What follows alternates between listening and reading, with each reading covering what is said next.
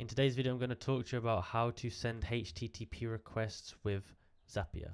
So what we want to do is go into Zapier, click New Zap, and select your triggers.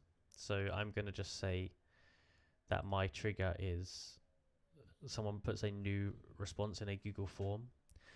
Then for the action, you want to come down and put code by Zapier. Now you've got two options. You can do JavaScript or Python.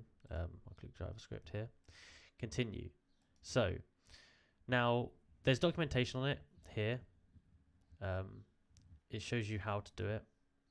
So you can have methods. So you can have your method as post. You can have get. You can put all that stuff into here. So,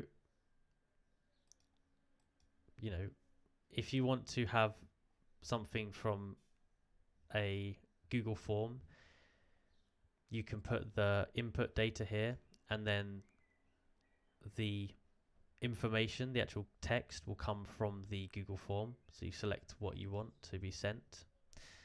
And there's just a ton of things you can do with this, but you kind of have to know what you're doing with